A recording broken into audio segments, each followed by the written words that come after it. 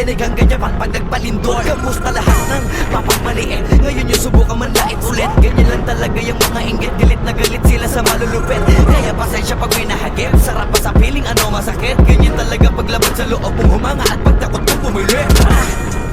Puta diba na pakakasaklap? Ginigiit na wala akong talento pero isa ka sa napalakpak. Sigit-sigilan nakakaputak. Sa pandinig mo ay isalpak. At na mahina laman na awitin hanggang sa ang utak mo'y mabakbak. Ano masarap ba?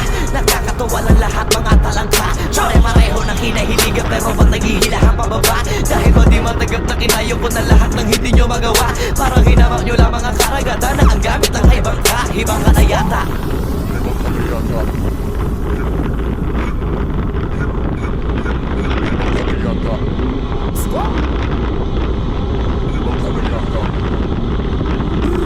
Lahat na may maling tono, makakababa na sa trono. Handa naman akong pakinggan kayo, wag nyo lang ako gawin bobo. Bueno, eto na ang malino na sagot ko sa napagalabong tanong ko. Bakit ako sumusulot o papatunayan na hindi ako patapon? Alam nyo ba yun? Malamang hindi kasi hindi kayo alisto. Sa sobrang bulag nyo sa katotohanan, lahat kayo ay pinanisko. Hindi na uso dito palawakan ng koneksyon. Kundi ka isasabi sa malabong makakuha ng atensyon. Hindi ako nakipag-unahan pero bakit ako ang nasa harapan? Samantalang yun lahat pagtulakan sa likuran, sila pa ang napag-iwanan. Ako ba ang dapat na alisin? O baka di pa di napansin? Kung tutuusin ay mas palagi mo o galing palagi nagmamagaling. Lokohin nyo, lelang nyo, wala na kayong mauulol pa.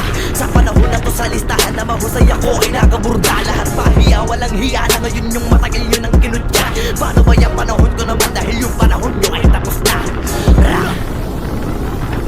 Shout out to my boy Flow G. Gonna kill this shit right now.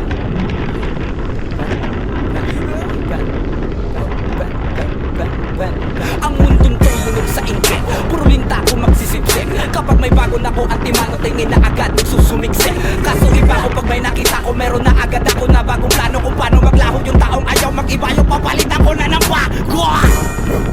Kakatapos ko lang maturukan, ayoko na makipag-ululan. Gusto ko na kasi yung may kabuluhan. At bukod pa dyan, ayoko na rin makipag-usap kung walang katuturan. Dahil lahat ng bagay na di makakatulong, tagal ko na tinuldukan. Dapat kilala nyo ng pangalan ko. Teka puta pare, ba't ang yabang mo? Dapat puta patay ka sa pangarang mo. Lalabas ka sa bigat ng barang ko. Alam mo ba kung lupit ang banat ko?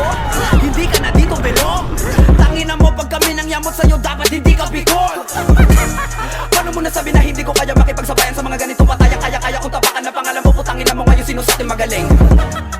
Isang bahing para sa mga praneng. Hanggat wala akong nakikitang duguan, wala akong sasampuhin. Pag naakit-dagit sa'kin kahit di ka lumapit, gamit karit ibibiting ka ng patiwarik. Habang umiiyak at sumisigaw ng bakit matik sa'kin. Grabing pasakit kapag sumabit, hindi pwedeng hindi magpapanik. Matakot ka na pag ako ang nagalit, ako ang tulay mo patungo sa langit.